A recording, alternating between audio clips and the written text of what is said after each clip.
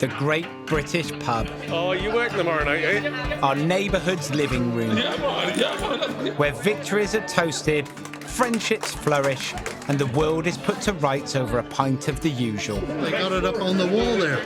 But since the turn of the millennium, the UK has lost over a quarter of its pubs. That's nearly 14,000 that have called last orders forever. I'm Tom Kerridge, and last year I set off around Britain to uncover why so many of our pubs are failing. We've sacrificed our relationship for this pub. I wanted to lift the lid on an industry I know and love. They make money when people fail, driving out some of the best publicans in this country. And try to save any more pubs from going to the wall. We have to work out a way where we can make a profit in this business. Back in 2005, I rescued the Hand and Flowers in Marlow and transformed it into the first 2 Michelin-starred pub in the world. I've since opened 2 more innovative ventures. The latest a butcher shop by day and pub by night. As the proud landlord of these 3 pubs, it pains me to see the plight of our industry. How are you? Tom, welcome to Scotland. So I've been working at the grassroots. You after another one? With 4 very different pubs. From Cornwall to Stirlingshire, to help secure their long-term futures. What do you want to do, give it away and earn nothing? This is probably coming now as a really harsh reality. But none of us could ever have imagined the crisis that lay ahead. This could be the last night that this pub trades, ever. This is our story. I opened this when I was 31 years old. I honestly don't know if I have the energy to do it all again.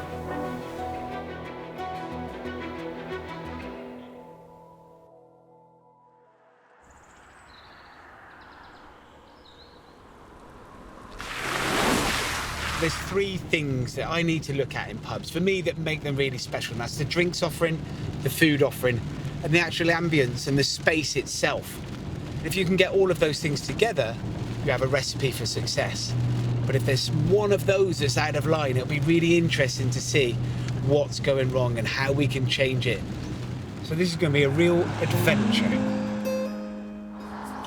The first pub I'm working with is in the countryside, where Amy Newland and Ian Durnall's dream of becoming landlords began just 2 years ago, when they took on the White Hart, the only pub in the small village of Chilsworthy in Cornwall. It's our home, this is our front room. We spend every hour of the day down here, really, apart from upstairs when we go to bed. Synonymous with the British countryside, village pubs are often woven into the fabric of the local community. There you go, Derek. Since Ian and Amy have been here, it's had a really good vibe. They'll do craft mornings, fundraising. She lets the premise be used as a general sort of community resource, really, which is what we don't have. So it's very, very good. You're going to be in the potato competition. That's going to be very... But they're under serious threat. In 2019, over 500 rural pubs shut for good. If this pub wasn't here, I think the community would suffer. Because so many are going all over the country, we really, really don't want that to happen here. And here it is. And at least sun's come out. Hello there, mate. How are you? I'm Tom. I'm Amy, nice to meet you. Nice to meet you. Welcome You to the all White right? Hart. Thank you very much. Would you like a drink? Have a glass of water. Of course you can. It was a shame ordering a glass of water when you got all those lovely beers on, but I got to be honest, I'm a non-drinker now. No worries. Always worked in pubs? No. Okay. No. I started off working with animals, then I worked in healthcare, and then I went a bit mad and bought a pub. Still looking after people. We took a massive risk and sold a 4-bedroom detached house and brought a business, as well as a home. You live upstairs, you live and breathe Live, this eat and place. breathe it, yeah. Okay. So this is our dining room. This was built in the 80s. It was an extension. Whoa. Hey, that's not a bad place to be having Sunday lunch, looking out over that, is it? Yeah, it's pretty special. It's super lovely, isn't it? Part of the reason why you bought the pub? Yeah, definitely. Living the dream, that's what I always say. Dream or not, no amount of romanticism can pay the bills. I'm sorry it took ages, but, you know, I've been so busy. To keep this award-winning pub afloat, Amy has multiple responsibilities for the business, including being the chef. So are you in the kitchen every morning doing the prep? Yeah, but I don't normally come in here till about 11. Right. I get up at 6:30, do some emails, cash up, go and check out some bills, and yeah, it's like savage. Oh my God, it's 11 o'clock, and I've got to get in the kitchen. But when we're really busy, there's just not enough time in the day to prep everything, cook everything. That's the I phone. have to get it. I've got one in here. Go on, grab it. I bet it's Ian. Hello, White Hart. I did get your email, hang on. 15th and 16th. All right, I'll book him in for you.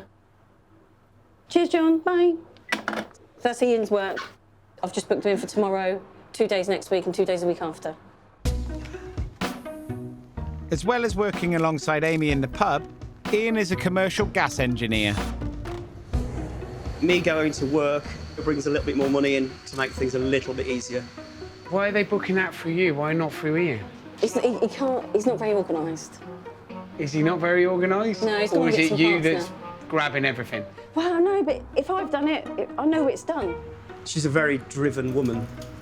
The patience bit, Amy's got less. He does go, oh, I've got this job to do, and I'm like, you didn't tell me about this, so I've got to add it to the list. I love her to bits, don't get me wrong. She needs to know what's going on and what to do. It's just, that's in her nature.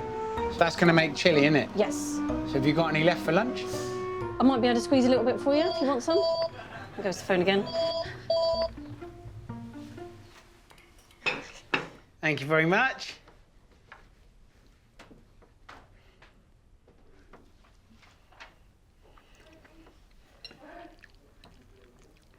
This is lovely, home-cooked food. It's super tasty. Do you know what? It actually deserves so much better than this room. You know, like when you walk into a house that you think, oh, it needs a bit of love in here. By early evening, the restaurant is still quiet. But a merry group of locals are having a drink in the front bar. This is where you meet people. It's one of the reasons why we moved to the village. What else is in the village? Is there anything else? Nothing. This is it. If you brought someone from overseas and wanted to take them to a quintessential English pub, this is it, isn't it? And people talk to each other that have never spoken before. It's lovely. So this pub's got a really good energy, but the beating heart of that energy is Amy. She doesn't stop. It's kind of like the Duracell bunny that is wound up and is just going and going and going quickly that way, coming back this way. You know, she'll ask someone to do something and then she'll go and do it herself, and then she'll come halfway back. She's a special landlady. We just need to try and make this pub sing and sing properly for her. In 5 hours, on a Tuesday, we took £168.60. Wages, £50, and then your running costs. We haven't made any money. No. We haven't. And We that took wages, 28. That's not including your wages. No, we take £75 a week each. £75 a week. It's not great. No, it's not great. Although I do know exactly what you mean, because that is the exact same amount of money that me and my wife paid ourselves each for the first 3.5, 4 years of our business. It's not a lot. We want to push and make the place great, not just have to work 24/7 for the rest of our life. Because we don't sit down and... Oh, I'm going to get upset now.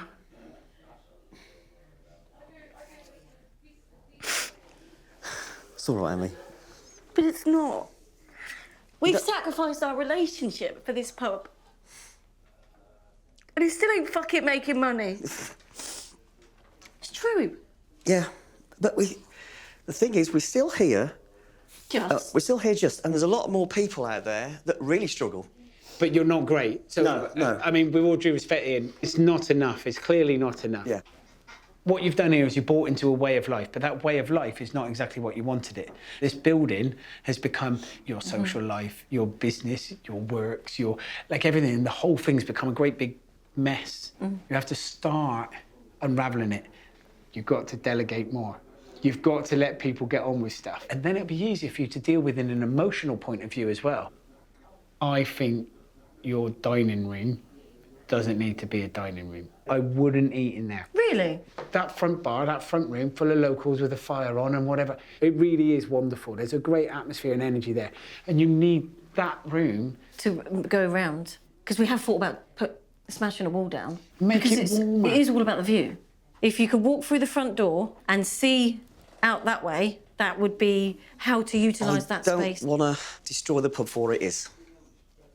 I mean, there's so many places that have gone, right, what we'll do is we'll take that wall down, take all the brasses off the wall, paint it grey, put some sofas in the corner and change everything. No one's saying take the brasses down. All you're doing is making the bar bigger. Amy's got an amazing idea. It has been talked about a lot, What you do then is you draw all your locals and they will all sit around there because they've got this view. Yeah. And that's just the start of it. There's so much more we can do. There's loads, but that would be a great start. Pubs like the White Hart play a vital role in rural communities, especially when they're the only public spaces left for people to meet. But they can struggle commercially if they rely solely on their locals. Exploiting that amazing view could draw more outsiders in. Turning this place into a destination pub and making the business more profitable. The second pub I'm visiting is owned by a PubCo called Punch, and it brings me from the countryside into town, where pubs have to compete with each other for our money. Today, I'm in a town called Stroud, which is just outside of Gloucester, and it's a busy little town. I'm visiting a pub called the Prince Albert, which is a local institution. It's got this great reputation, and it's always super busy. So it does come as a bit of a surprise to hear that it's struggling. It's definitely out of town a bit. It used to be a case, every night would be busy, you wouldn't have to do anything. Now, you really do have to go out and find your audience and get them in. You really want to have to get there if you're going to walk all the way up this hill. People are constantly surprised because you wouldn't expect through those doors to find what goes on in here. Here it is, here on the right, with no car park. We've been lucky we found a blank space here. So if you're going to go out on a night out there, the pub has to offer something. You really have to want to go through the doors of that pub. For over 20 years, the Prince Albert has gained a brilliant reputation for live music, attracting both locals and music fans from afar. Booking the bands and pouring the beers are tenant landlords Lottie Lister and Miles Connolly. They operate the pub as if they own the pub. There's love put into the place. I've never had it in another pub where people are willing to bring you over and have a chat and invite you into their little bubble. It is very much an extended family. It's like what a public house should be like.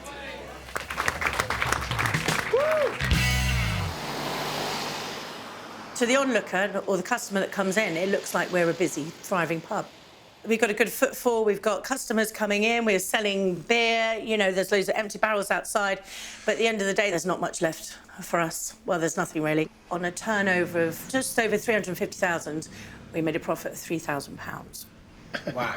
Wow, I know, yeah. I mean, we knew it wasn't good, but the harsh reality was like, oh my God. Absolutely nothing. The moment that the glass washer breaks exactly. or a fridge goes down. Yeah. Essentially, all the profit is here.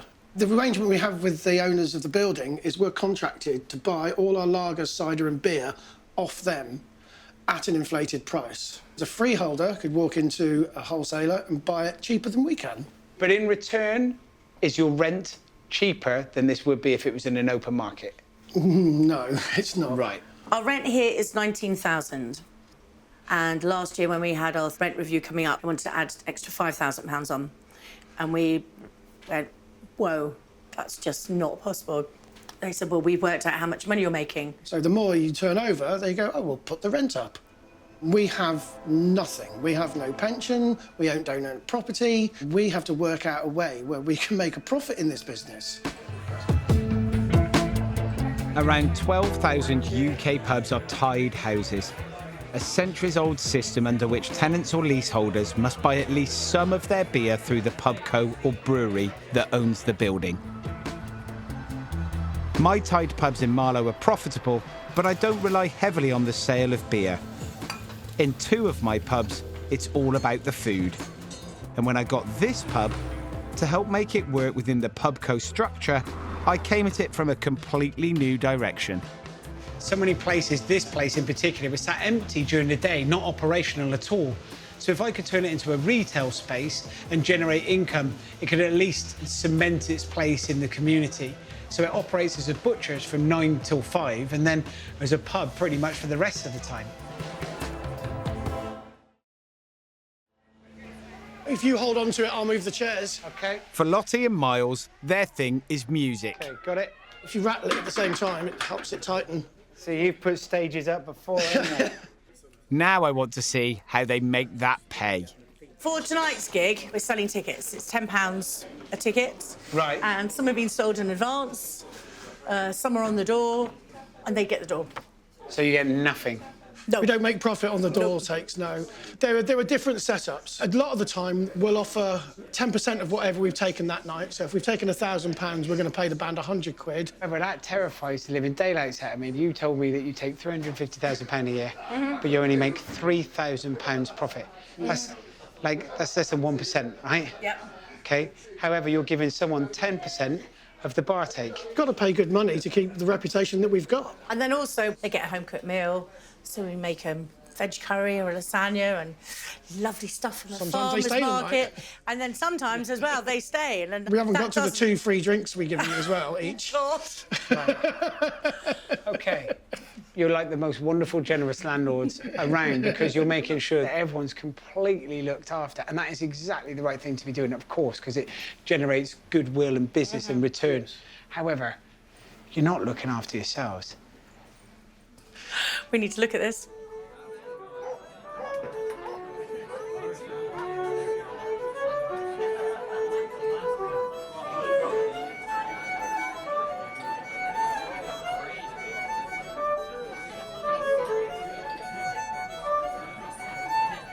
Turnout's good. You know, we've got these amazing artists and musicians and people and customers that come into our living room and it works, you know.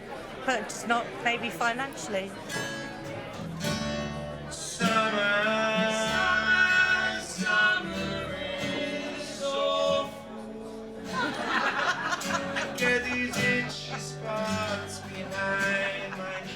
This is super great. I mean, the musicians, top drawer. The audience, still drinking though, which is great.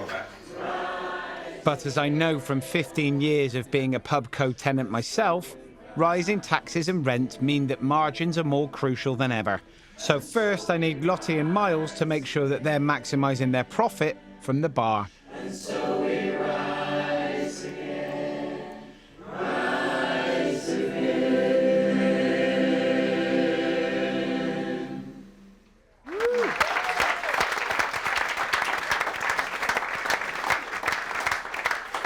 See you, boys.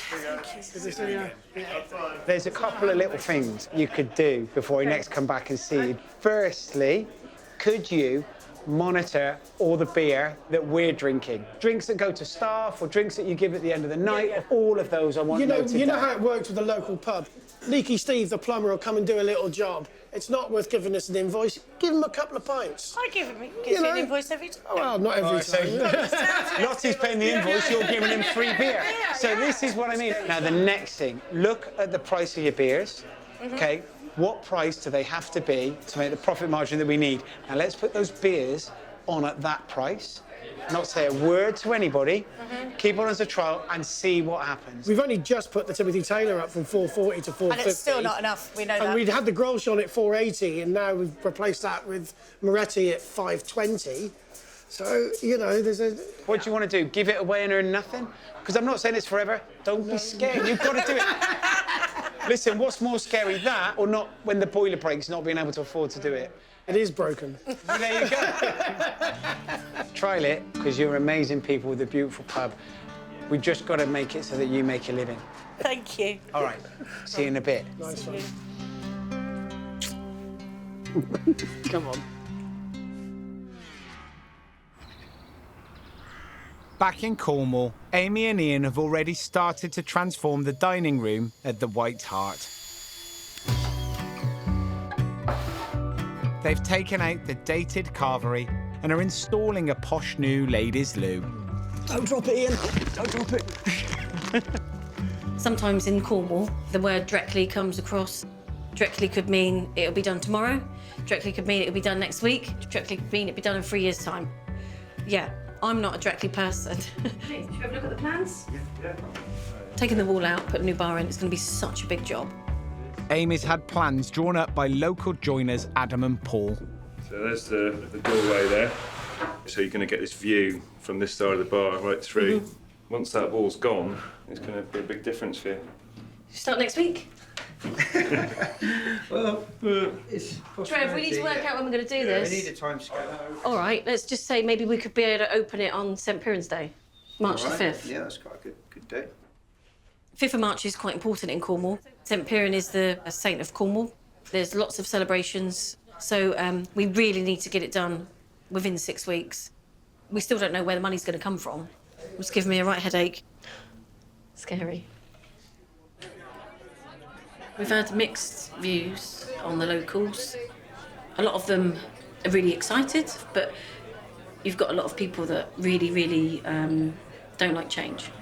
It's not disrespectful, but we just cannot rely on local trade coming in, a building this size. You know, we need a bit more. For your local pub to keep on going and trading for years to come, we need to do a bit more. Keeping a small band of loyal regulars happy while also attracting new customers is a problem shared by landlords and landladies up and down the country. Back in the early 80s, if you came over to England, travelling from the West Indies, you'd know that this was one of the places you could come to and meet other people from Jamaica. It was a vibrant, happy place to be. The third pub I'm visiting is in London, where sky-high property prices, rising rents, transient populations and heavy competition mean the capital has lost over 80 pubs a year since the millennium. I'm heading to the Golden Anchor, a free-of-tie leasehold run by Lana Bury in Nunhead, Peckham. If you didn't have work, you'd meet somebody from your area back in the West Indies and you'd make a connection. You could get work, you get food that you love. So I know very little about South London pubs run by the Afro-Caribbean community, so this is a bit of a leap into the unknown for me. It was vibrant, busy. It was a different time. It was a happy time. What I do know about Peckham now is that the property prices are most definitely on the increase, and it's quite a cool postcode to have now. It's almost as if I've stayed there as well in the good times and not kept up with now. Thank you very much. Hey, Lana, I'm Tom. Hello, nice to meet you. Nice to meet you, Please too. come in. Welcome to the Golden Anchor. Thank you very much. We're welcome. So, Lana, how long have you been here? This time round, since April '98. This was the first pub I worked in part-time in the 80s. Yeah, my Sunday job. Then you came back and decided to run it? Somebody told me they were going to put it up for the lease for sale, and I went for it and got it. You want to show us around a little bit? I'd love to, yeah. Come on, then. The Golden Anchor is split into 2 rooms. The front bar is used for pool and dominoes. During the week, it will be mainly the domino players. A bit on the noisy side. That's what they've come here for, to enjoy themselves. They do need to behave themselves. It's just life. You're an adult. Behave yourself. And out back, there is a dance hall. We've got 2 fantastic DJs. They know the songs I'm gonna love, and they just know to rewind it because I'm just gonna give them that look. On a good night, the people are enjoying themselves. It's busy, and there's no feeling like it. And we get a lot of those feelings, but we could do with a lot more. So this is the party room. This is where it gets busy, 10 o'clock till 2 o'clock. It's a bit later, but yes, it does get busy, yeah. Later than 10, 11 o'clock. 11, sometimes 12. So midnight till 2. Mm-hmm. So 2 hours, twice a week, this room's busy. Yes, for sure. That can't pay the bills. That can't cover us for the rest of the week when it's quiet and we're opening up. No. What we got over there? Just a little bit of history. Jamaican history?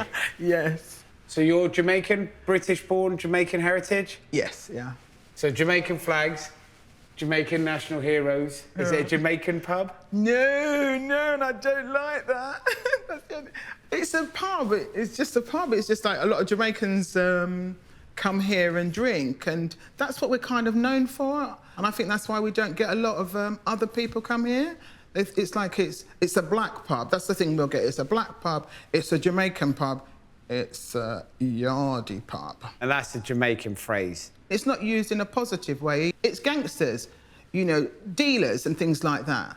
When I worked here initially in the 80s, it was a drugs den. I couldn't have that in my business, so they had to go. Go they did. How did you get rid of them? They would give me them looks, you know, them menacing looks, and they would swear and use all sorts of words at me. I'd say, no, you can't stay here. I was terrified, but I wasn't going to have it. Amazing. It's 2 o'clock and the pub is open. But with no customers, I've plenty of time to check out the kitchen. Knock, knock, hello. Oh, hello, how are you? I'm good, you must be Marcia. Yes, and you must be Tom? I am Tom. Yes. How are you, mate? I'm all right, thank you. What are we making? We're making chicken soup today, and we're doing it with chicken foot and chicken. Chicken feet? Yeah. Big seller? That's the best-selling soup in here. OK. What do we need doing? Marcia's soup includes stock, chicken's feet, potatoes, veg and dumplings. And after an hour or so, it's ready to taste. Absolutely delicious. Oh, thank you for that. It's coming from the heart. I'm going to swerve the chicken foot. I mean, it's chicken skin on a bone. It's all right, like, there's nothing offensive about it. There's just no meat. Flavour-wise, it's hearty, it's homely, it tastes great, it is fantastic. But are you going to get just everybody to come and order chicken foot soup with dumplings? I think it's a big ask. As well as Jamaican soups, Marcia makes classic West Indian dishes like steamed fish and jerk chicken. It's delicious. It's tasty, it's filling. I just wish there were more people here eating it. I've been here 5 hours and there's still no customers. But by 6 o'clock, a dozen regulars are playing dominoes in the front bar, and Lana's partner, Greg, an electrician, is back from his day's work.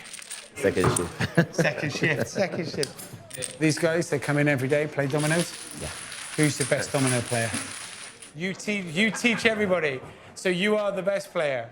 Okay.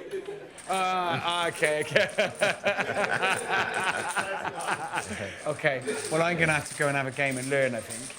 Yeah. Can I come and join your table? Yeah, of course you can. You're looking at me going, yes, fresh blood.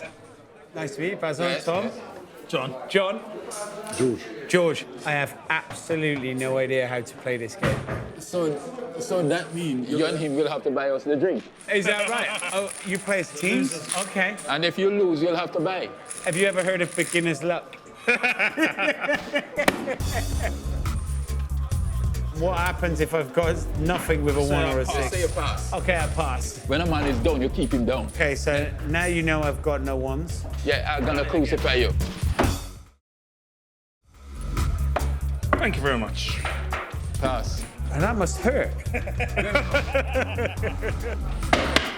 All right. Pinky can't play. Look, you're passed now. Yeah. And I've won. There you go. Well played, sir. Well done. Yeah. First game. Yes. First to 6. OK. How would you feel if this pub had to close? We've got to bolt the doors, it doesn't make enough cash. Big loss. I wouldn't feel too good about it. Probably spend the best part of the evening here. So you'll have what, 2 beers, 3 beers? A pint of beer and a pint of water. Pint of beer, pint of water, over the 3 hours. Sometimes I go over the top. I'm not perfect. No, it's great. But who else is in this pub tonight? We've just got domino players there. We've got Greg behind the bar, but he's not serving any beer. It's a great space to be, don't get me wrong, but as a business, this isn't generating. We're all sat here having a nice time. Yeah. Apart The from bar Greg. staff, the bar staff, no. Would you like a drink? Yeah, maybe in a minute. I think by the end of this game, I might like 2. He's getting the hang of it. Feed him again, man. Oh, dear. 3-all. So you only got to win 1 more? How many dominoes you have? Don't tell nobody. You amateurs. Well done, Pat. Well done. 6 up. Yeah. I know you said you've never witnessed beginner's luck. You play body. Of course. You have 4. Move before. They're great fun. They're making a lot of noise. They're not drinking very much.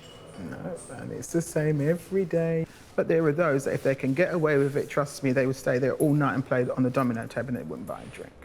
What is the financial situation like? It's just dire. And if we don't see a massive improvement, then we're just going to have to call it a day. I could sort of say, like, right, embarrassing. It's not embarrassing. Hey. Tom, when you have to work every day and you can't pay your bills, it is bad. Like, I made arrangements last week with the VAT man to pay it weekly. We should have money. It's not like, oh, we've got like a 10,000 VAT bill. It's 5,000. You can't pay that at the end of a quarter. What are you working for? There is no single answer to saving pubs. Every pub is an individual, and each one has its own customer base. But most importantly, the real good ones that really succeed have incredible people. You've been loving this pub for 20 years. We need to look at client base and how you're getting there, rather than something that is just sucking the life out of you and everything else. I'm all up for it. I don't know where to start, but it is a great pub. She's amazing. There's already a brilliant atmosphere in there. It's just not enough people.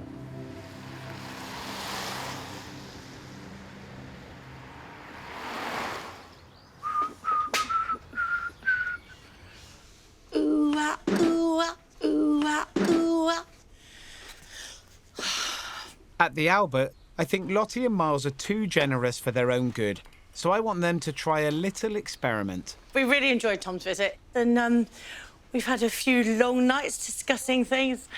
Here he is now. I can't find any... Oh, fuck's sake. I can't find any specs to, so you'll have to read off the computer. OK. I'm keen to find out if you can be a drink or wet-led pub and still make enough to survive within a PubCos structure. Yeah, that's fine. So I've asked Lottie and Miles to unify the gross profit on their beer and increase their prices. Otto's currently at 370, which is just on 55%. So if we take it up to 56%... Divide by 44, and then times by 100. Times by 100. 384. £3.80 a pint, which is perfectly doable. Timothy Taylor, landlord, what do we charge at the moment? £4.50. £5.15. So that's going up 65 pence. We'd have to take it off. We'll take it off. I think we just take it off. We can't be the most expensive pub in Stroud. I think we're going to understand our marketplace better than Tom, to a certain degree, because we live here every day. Amstel. 504. What we charge you for at the moment? 4.20. Wow. San Miguel. That's the most expensive so far. You ain't seen nothing yet. Some of the products are impossible to put up. Kid, it's £2.35. I think that's over That'd a be fiver. £5.34. It's huge. It's huge. OK, Moretti. £6.25. I'll get laughed at Stroud. It'll be like the Marie Celeste in here. No, I'm not selling it for that. To remain competitive in the current climate, Britain's publicans need to be responsive to changing drinking habits.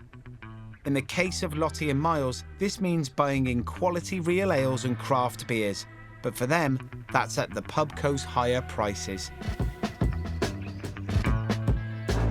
To help them, I need to dig deeper into how the tie works, from the side of the people who brew the beer. So I'm meeting local brewer Greg Pilley. We've been brewing since 2006, and of course the brewing landscape has changed considerably since then. In the county, there was 6 of us when we started. There's now 48 breweries in Gloucestershire alone. Wow. And nationally, the picture is the same. It's never been a better time to be a drinker, for sure. It's been one of the hardest times to be a brewer and compete within that. So this is the brewery kitchen, 20 brewers' barrels, which means that we'll produce 80 of these firkins in a single brew. So tell me about the economics of selling this barrel of beer. To a free house directly as a trade price, it's in the high 70s. If we're selling to a PubCo, we get around about £60. So, Right, so it's considerably less. Considerably less, yes. So you sell this barrel to a pub company for £60. Yes. Then they deliver it.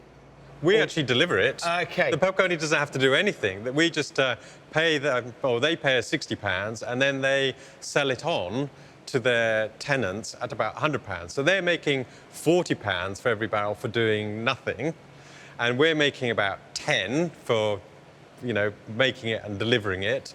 And then the pub has to sell it at a price that competes with all the free houses that are buying it at £20 less. It seems unfair. The PubCos strong-arm producers like Greg on the price that they buy beer, and at the same time, handicapped tied tenants like Lottie and Miles, who struggle to compete with free houses on the price that they sell it. With the PubCos taking so much of the profit, I'm now not sure increasing the beer prices will make enough difference. I'm interested to see how it goes, but feeling like our regulars are going to be upset.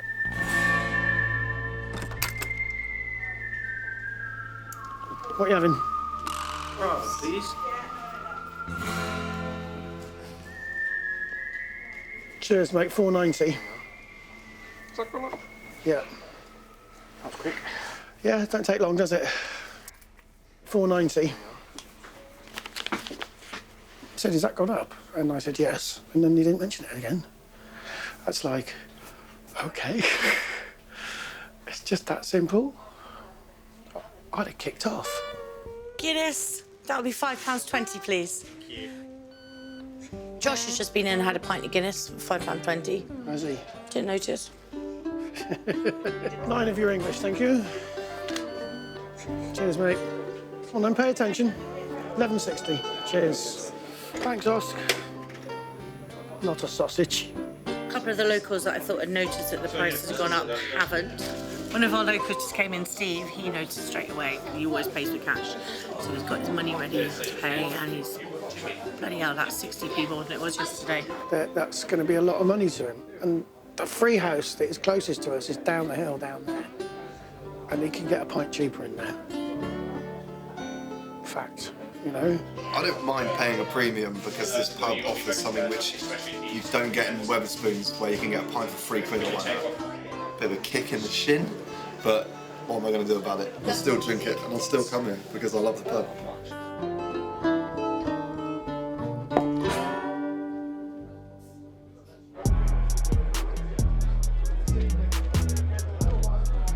To help Lana at the Golden Anchor, I first need to learn more about the role Jamaican-run pubs have played in the South London community. So I've arranged to meet historian Kelly Foster for a drink in Brixton. How are you? I'm all right, thank you. So why did you suggest we meet here in this pub? Well, A, so you can buy me a drink. Yeah. And B, we're in Market House in Cardiff Lane. And in a previous life, this was the Coach and Horses, or AKA George Berry's. George Berry was the first Jamaican immigrant to become a pub licensee. One of the things that is often overlooked about African Caribbean people full stop, who are coming to the UK after World War II, is the racism that they face. One of the places where this was particularly apparent was in the public houses, where if you were black, you got turned away and you got refused service. So George Berry getting the licence here at the Coach and Horses in 1965 marked a turning point in race relations in the UK. 1965 is also the date that the Race Relations Act came into force, in which it became unlawful for people to be turned away. George Berry blazed the trail for more people of Caribbean origin to become landlords. Do you think there's any danger that the English regulars will exclude themselves? Well, I think it is very natural that because a West Indian has taken over the pub, other West Indians will tend to gravitate towards it. But so far as I have seen, the regulars, which are the English people, have accepted me, and they have been coming here, and so have the West Indians, and therefore I see no danger. I've always known the Coach and Horses to be a very mixed clientele. And a lot of the pubs and bars in this area still reflect that. Even though it might be thought of as a black pub or a Jamaican pub, they welcome everybody in.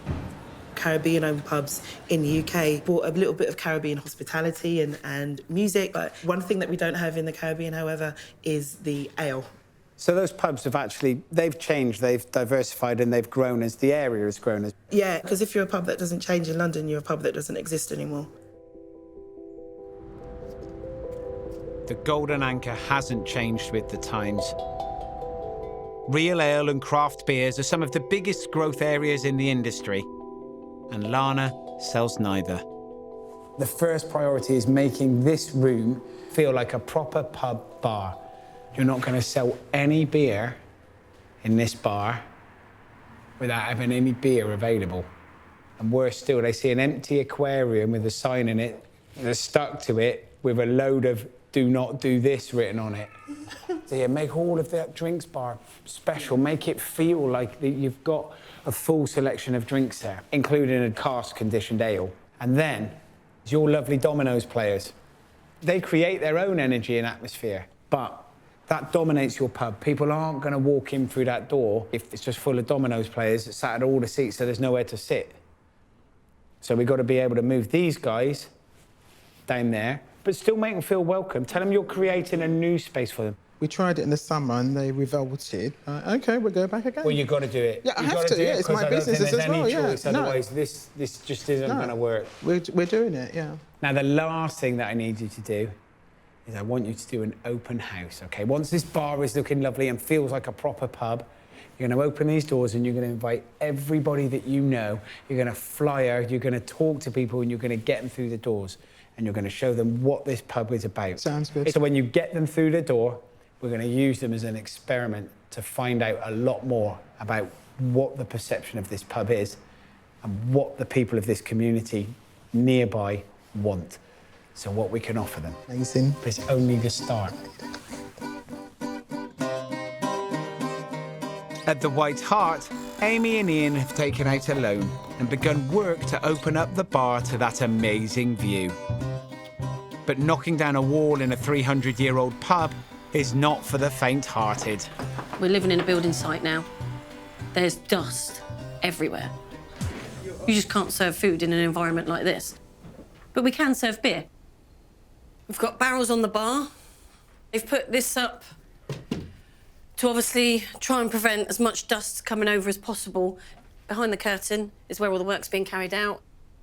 So people can come through the front door there, stand here at the bar and be able to see our view through here. This is the old exterior wall to the pub, and it's 21 inches thick. And there's bits of granite in there that are like that.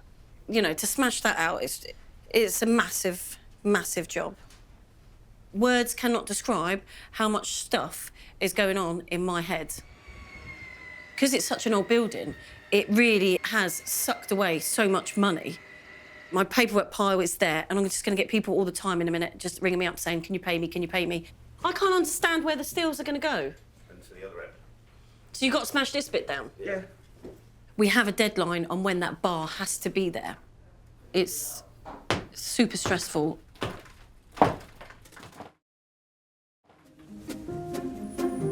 Lana is cracking on preparing for the open house at the Golden Anchor. My name's Lana. I'm from the pub up the road, the Golden Anchor. Friday we've got an open house, free drinks and some food to sample, yeah. I'm not going to lose, so I might come back down. All right, okay. So that building there was once a popular, busy pub amongst the Caribbean community. It was called the Swiss Tavern. And then they turned it into This block of flats that you can see now. It's not until now that it's really kind of sinking in that we need to actively be out there welcoming our locals. And once we've got them in them doors, then we've got to sell ourselves big time. Greenery's coming down. Reason for the fish tank initially was because it was very good feng shui. It was supposed to bring you a lot of luck and good fortune. Down to the garage door, yeah? Which just leaves the tricky business of moving the dominoes players. There'd be those that are like resentful of it because they're used to coming in and having this space for themselves.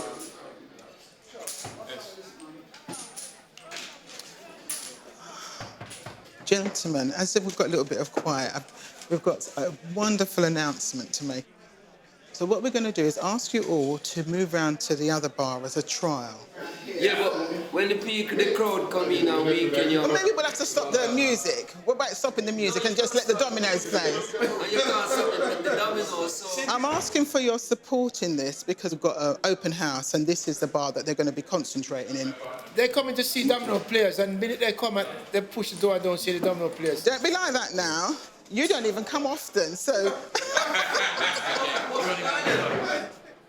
It's like moving a kid out their bedroom, innit? Yeah. We used to around here. We never normally play around. Never play around there before, so... That's fine. It's fine. It's a change. And sometimes a change is good. What I say, I mean, and I'm not going to go back on it. I can't go back on it anyways. We'll settle them in nicely, and that's how it is.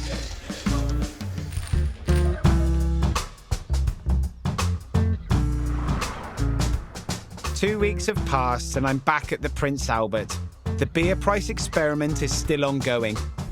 I'm waiting to see how that affects it over a period of maybe a couple of weeks, to see if people do decide to go elsewhere because they think they can get it a bit cheaper, maybe at the weekends. Under the arrangement they have with their PubCo, this was only ever going to be a marginal gain. So Miles and Lottie have a more dramatic idea they want to discuss. We'd like to go free of tie on the beer pumps.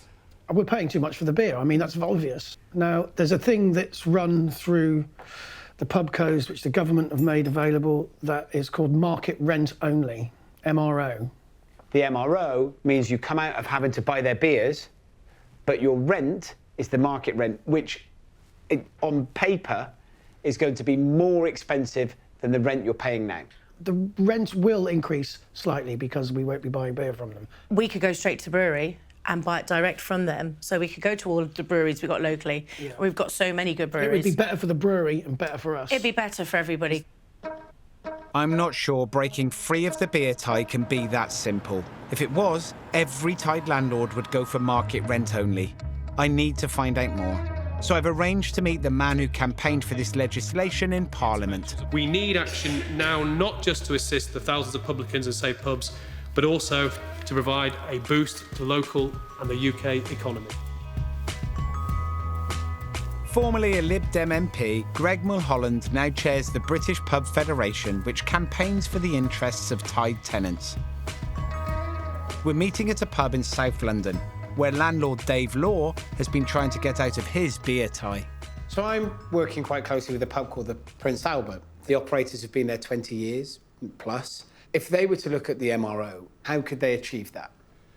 I mean, the problem is, Tom, that the market rent-only option that we campaigned so hard for and then actually achieved in legislation, or so we thought, that legislation has been watered down. An independent assessor would say, we will assess this pub on a free-of-tie basis, and then you can have a rent on that basis with no other markup, no other product or service ties. Instead, unfortunately, that whole process has been stitched up, and actually it's the PubCos who are allowed to set the rent. So all they're doing is they're saying, well, if we're going to lose, 70, 80, 100,000 pounds that we will make from marking up beer to that pub, we'll actually just add that to the rent. We tried to enact our rights way back as early as we could in September 2016. We're still not there. The PubCos will do everything they can to stall negotiations, complicate things, and it's been a very costly, time-consuming exercise. And in the end, they will do anything they possibly can. They will fight tooth and nail. These guys in particular, they've been there for over 20 years on a rolling tenancy. Surely they should be investing in them. Surely they should be... Of course they should, but they don't, because that's what their business model has now become. They've got shareholders or creditors who expect those kind of returns from individual pubs. Their model has killed thousands and thousands of viable businesses. It's driving out some of the best publicans in this country. It is about the profits. I mean, in the end, that's what it's all about. You can say it's about all these other things and the structures, but it's just about the rip-off. It's taking too much of the pub profit. This pub survived 2 world wars. Where the 750-year-old pub down in Deal in Kent that survived Henry VIII and 2 world wars. OK, didn't survive pub companies. Once they're gone, they are gone. Talking to those guys today, it feels on such a huge scale that as a small operator, it's almost overwhelming. And that leads to the point of me worrying about Lottie and Miles and warning them against pushing down that route of going legal, of trying to get that MRO, because, you know, I just don't want them to get caught up into years and years of red tape of trying to eventually get where they want to get and give up.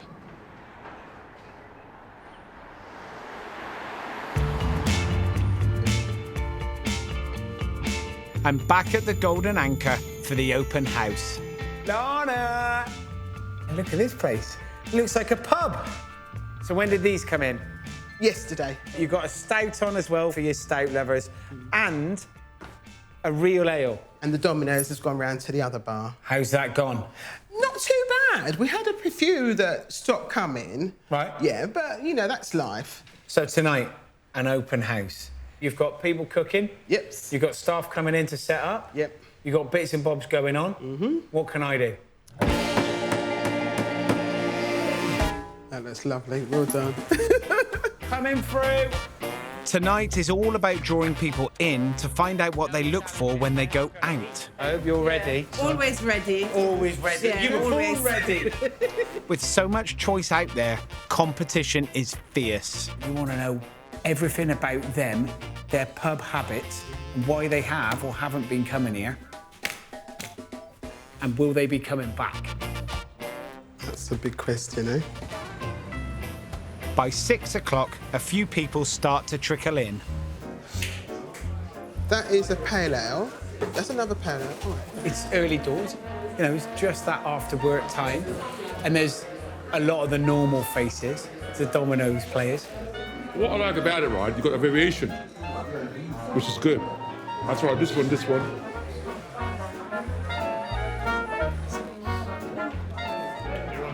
Oh, dear me. They're all different, aren't they? No sales yet.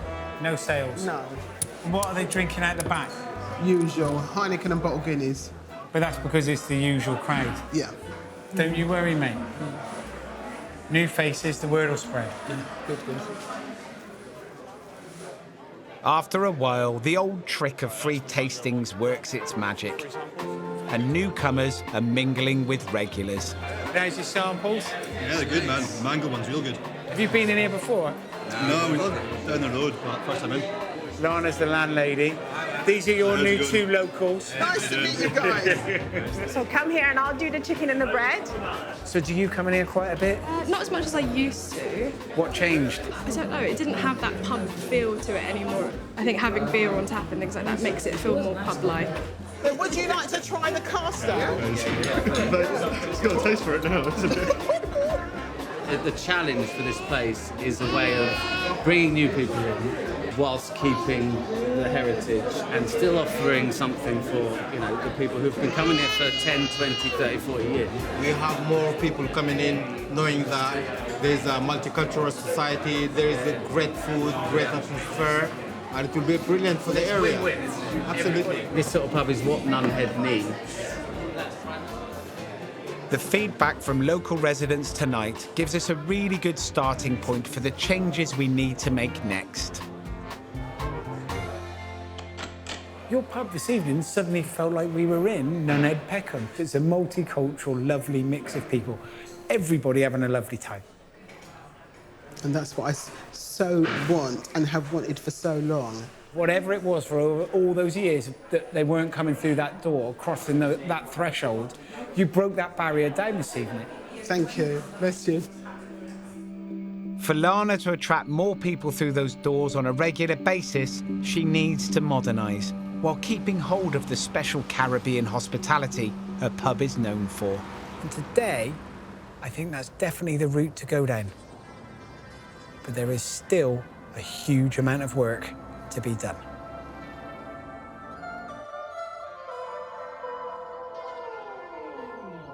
There's just 1 week to go until the White Hart's new bar is due to open for the St. Piran's Day celebration, and I'm back to check in on progress.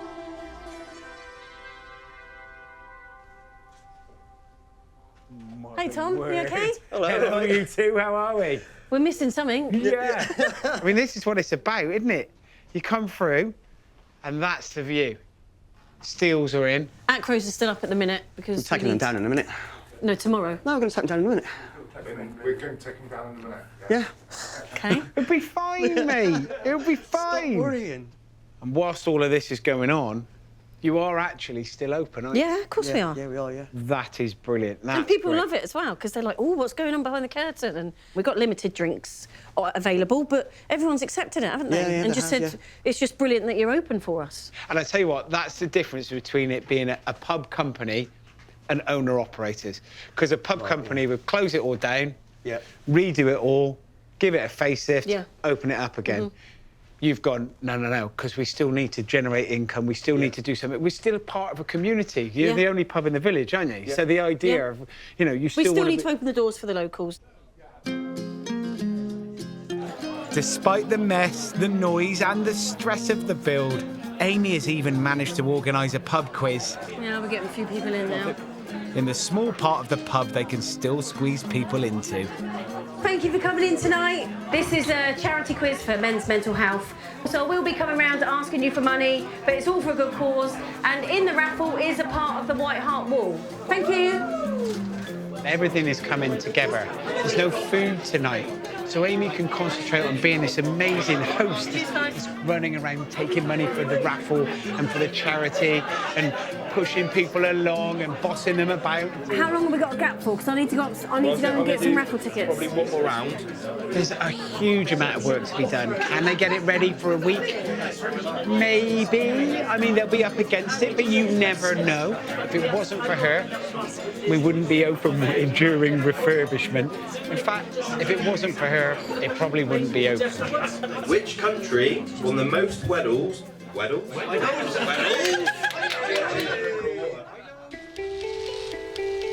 When I began this journey, I thought that saving these pubs meant improving what they offer and how they operate.